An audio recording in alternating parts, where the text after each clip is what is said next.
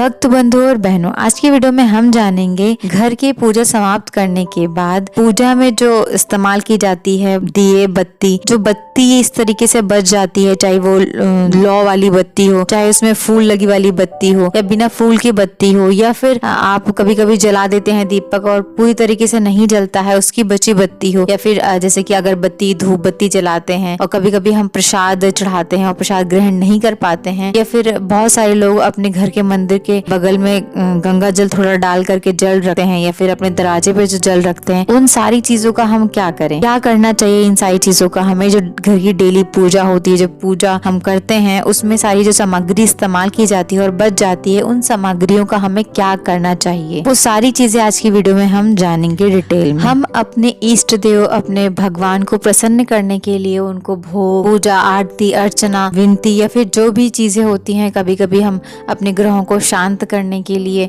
बहुत सारी विधि विधान करते हैं। घर में आरती होती है, पूजा होती है, तो डेली की बात होगी, हम डेली सुबह शाम भगवान को दीपक जलाते हैं, आरती दिखाते हैं और जो है धूप बत्ती अगरबत्ती जलाते हैं, प्रसाद चढ़ाते हैं। अपने इष्ट देव को प्रसन्न करने के लिए हम बहुत कुछ करते हैं विधि विधान। पर यहाँ प्रश्न आता है कि जब हम घर में दीपक जलाते हैं, भोग लगाते हैं, उनको दिया दिखाते हैं, बत्ती दिखाते हैं, तो उनमें जो लौ लगता है या बिना लौ वाली उन बत्तियों का हम क्या करें। जो बची हुई जल जाती हैं, जलने के बाद जो बचती हैं उसका हम क्या करें। इवन हमारे घर में कथा होती है, पूजा होती है और भी बहुत सारी पूजा आपके घर में होती होगी, तो जो पूजा करने के बाद जो सामग्री बचती है, उन सामग्री का हमें क्या करना चाहिए, या हम क्या करें उस सामग्री का, उन सारी चीजों का। क्योंकि काफी बार ऐसा होता है कि हम ये सब करते हैं, हमें पता नहीं होता, हम इधर उधर चीजें फेंक देते हैं, इधर उधर गिरा देते हैं, तो उससे क्या होता है, जो हम पूजा पाठ करते हैं उसका पूरी तरीके से हमें पुण्य प्राप्त नहीं हो पाता है। तो उसके लिए जो हम घर में डेली सुबह शाम भगवान को प्रसन्न करने के लिए दीपक, अगरबत्ती, धूप बत्ती, प्रसाद, भोग लगाते हैं, चढ़ाते हैं भगवान को, तो वो जब बच जाता है या फिर भगवान को स्नान कराते हैं तो पानी वगैरह भी इस्तेमाल करते हैं, तो उन सारी चीजों का क्या करना चाहिए। बहुत सारे लोग बहुत सारे दीपक जलाते हैं, जैसे कि मेरे घर में बहुत सारे दिए जलते हैं जिसमें कुछ लौ लगता है, कुछ में लौ नहीं लगता है। तो देखिए यहाँ पे मैं जो लक्ष्मी जी का दिया जलाती हूँ उसमें भी देखिए कितना सुंदर फूल निकले हुए हैं। ऐसे ही मैं अन्नपूर्णा माता को, जो है भगवान विष्णु को और हनुमान जी को घी का दिया जलाती हूँ, तो जो हमारे बचे हुए ये दीपक रहते हैं जो पूरी तरीके से जल जाते हैं, उन सारी सामग्री को, इवन जो देखिए यहाँ पे देख सकते हैं कि मैंने यहाँ पे जो फूल चढ़ाया था भगवान को हम फूल भी अर्पित करते हैं, उन फूलों को भी, सारी जो भी हम भगवान को जो भी चीज़ें चढ़ाते हैं, प्रसाद को छोड़ के, कभी कभी क्या होता है हम प्रसाद भी ग्रहण नहीं कर पाते हैं, तो प्रसाद का क्या करना चाहिए। पहले जानते जो दिया बत्ती बच जाता है, इनको सब इकट्ठे समेट लीजिए। डेली जो घर की पूजा होती है, सुबह शाम दोनों जो पूजा आप करते हैं, उसमें क्या करना होता है, सारी बत्तियों को आप इकट्ठा कर लीजिए। जितने भी दिया आपके घर में चलते हैं, चाहे 4 जला रहे हैं, 5 जला रहे हैं, जितने भी अपने इष्ट देव को प्रसन्न करने के लिए, चाहे घी का जला रहे हैं या तेल का जला रहे हैं, सबको, सारी बत्तियों को एक जगह इकट्ठा कर लीजिए। इकट्ठा करने के बाद जो ये जल बचता है, जो ये जल हम रखते हैं, बहुत लोग अपने घर के सामने फिर मंदिर के सामने रखते हैं, तो इन सबको इकट्ठा कर लीजिए।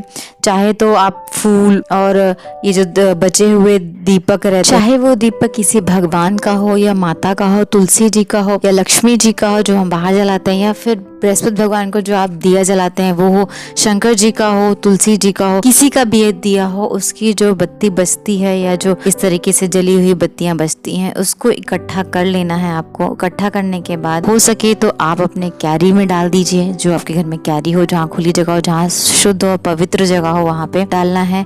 या फिर आप किसी जगह बत्तियों को और फूल को कहीं स्टोर कर लीजिए। देखिए जो हम मंदिर के साइड में जल रखते हैं, या अचमनी का जो जल रहता है, या फिर जो बहुत लोग घर के सामने जो जल रखते हैं, उस जल का हमें क्या करना है, जिसमें गंगा जल रहता है, उसको किसी भी जगह नहीं फेंकना है। इस तरीके से गमले में डाल दीजिए, आपके घर में कैरी हो, कैरी में डाल दीजिए।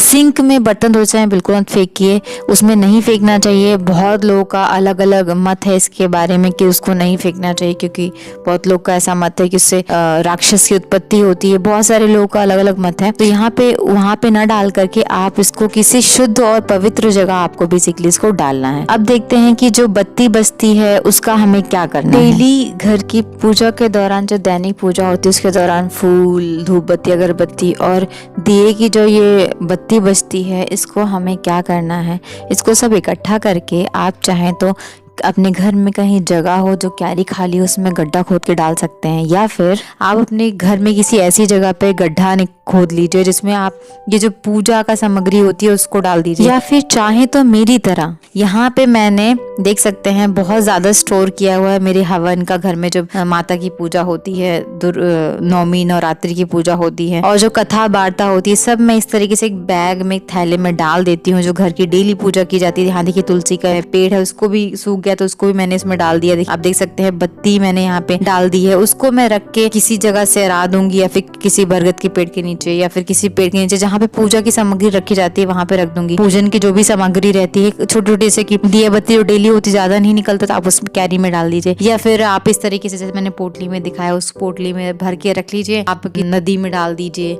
या फिर किसी पवित्र जगह पे डालिए जहाँ पे किसी का पैर ना पड़े, नाली ना हो, गंदी चीजें ना हो, गंदी सामग्री ना हो। इस तरीके से इसको हमें रखना है, इधर उधर नहीं फेंकना चाहिए कभी भी। तो इससे क्या होता है कि आपने जो भी पूजा अर्चना की, देखो पूरे विधि विधान से करना चाहिए। आप पूजा कर रहे हैं, ये सब नियमों का पालन हमेशा करना चाहिए आपको, कि पूजा समाप्त करने के बाद फिर जो नेक्स्ट डे आपका जो आरती वारती का सामग्री रहती है वो शुद्ध साफ जगह हमेशा उसको अर्पित करिए, उसको हमेशा अच्छी जगह पे फेंकना चाहिए, इधर उधर ना फेंक करके। बहुत लोग ऐसा करते हैं तो उनको पुण्य नहीं मिलता, लोग सोचते हैं कि क्या है हम इतना पूजा पाठ करते हैं हमें पुण्य नहीं मिल रहा है, हमें उसका कोई फ़ायदा नहीं हो रहा। तो ये सब छोटी छोटी चीज़ें रहती है जो हम चीज़ों को नहीं ध्यान दे पाते हैं और हम स्ट्रगल करते हैं अपनी लाइफ में, कितना भी पूजा विधि विधान के साथ कर रहे हैं। ये तो हो गई बात हमारी जो घर की जो राख बचती है आरती करने के बाद, जो हमारी सामग्री बचती है, जो डेली घर में पूजा होती है, उसको पूजा करने के बाद जो बत्ती बच जाती है, जो जल चुकी होती है, उस बत्ती की मैंने आपको बात की।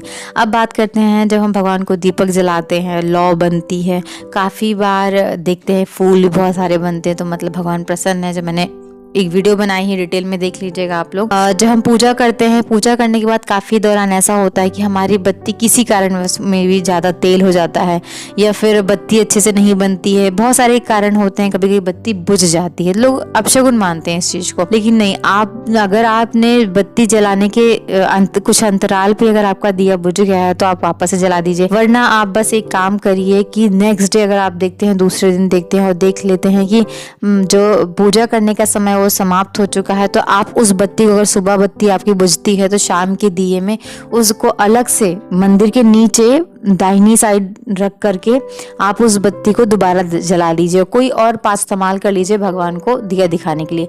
घर की आप पूजा कर रहे हैं तो जो बचा हुआ, जो आपका जला हुआ, जो अर्ध जला हुआ दिया रहेगा उसको आप दाहिनी तरफ जलाइए। पूजा समाप्त होने के बाद आप पहले अपने घर की पूजा नॉर्मल कर लीजिए, उसके बाद जो बची हुई जो अर्ध जला हुआ दीपक रहेगा आपका, वो आप उसको बाद में उसी टाइम पूजा समाप्त करने के बाद ही आप उसको जला करके हाथ जोड़ के चले आइए। तो ये कभी मत करिए, इसको फेंकिए नहीं, कोशिश करिए कि उसको शाम तक जला दें। शाम का दीपक बुझा है तो सुबह पूजा करने के बाद आप अपने मंदिर में जला के उसको रख लीजिए, हाथ जोड़ लीजिए। पर पूजा समाप्त करने के बाद ये काम आपको करना है, उससे पहले नहीं करना है। तो ये एक चीज थी जो मुझे आपके साथ शेयर करनी थी। बाकी चीज मैंने आपको बता दी। जो भी सामग्री भगवान की पूजा करने, आरती करने के बाद बचती है, उसको हमेशा किसी पवित्र जगह पे कोशिश करें। जो जल रहता है भगवान को, जो हम जल चढ़ाते हैं आचमनी के लिए, बेसिकली जल रखते हैं हम लोग, वो नाली में ना फेंकें, या फिर जो हम बर्तन धोते हैं तो उसमें सिंक में मत डालिए, ठीक है, उसमें नहीं डालना चाहिए। बहुत लोग का मानना है, बहुत ऋषि मुनि बताते हैं कि जो आपका पात्र का पानी होता है उससे राक्षस की उत्पत्ति होती है। जितनी बूंदे उसमें गिरती हैं सिंक में, नाली में, उतने राक्षस उत्पन्न होते हैं, मतलब उतनी बुराइयों का जन्म होता है, तो लोग मानते हैं। तो इस जगह पे आप हमेशा इस चीज को ध्यान रखिए कि कभी भी हमारे पात्र का पानी होता है उसको इधर उधर ना फेंके, उसको किसी पवित्र जगह पे फेंकें, पैर न पड़ने पाए, गंदी चीजों में न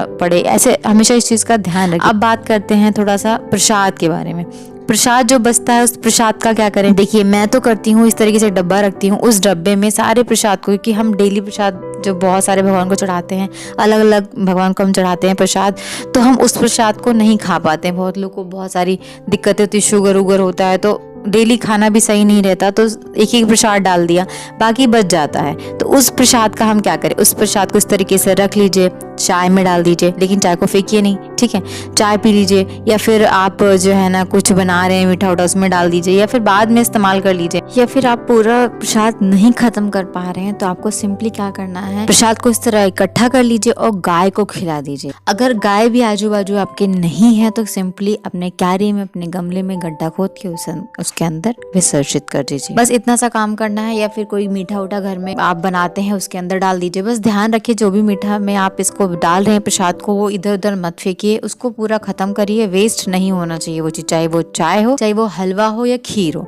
कुछ भी हो। तो ये कुछ दैनिक डेली घर की पूजा से संबंधित बातें थी जो मुझे आपके साथ शेयर करनी थी, जो आप लोग को जानना जरूरी था। जितने भी सनातन धर्म और हिंदू धर्म के लोग हैं सबको इसके बारे में नॉलेज होना बहुत जरूरी था, तो मैंने आज आपके साथ शेयर कर दिया। तो ऐसे और भी अमेजिंग इन्फॉर्मेटिव वीडियो के लिए चैनल को सब्सक्राइब करके रखिए। और किसी देवी देवता की पूजा संबंधित कोई भी जानकारी चाहिए तो मुझे कमेंट सेक्शन में कमेंट जरूर करिएगा, मैं डेफिनेटली शेयर करूंगी। और साथ ही साथ अगर आप हमारे चैनल पे नए हैं तो चैनल को सब्सक्राइब कर लें, क्योंकि और भी ऐसे अच्छी अच्छी वीडियोस आपको आगे मिलने वाली हैं। तो मिलती हूँ अपने अगली वीडियो, तब तक आप लोग अपना ख्याल रखिए। तब तक के लिए नमस्कार।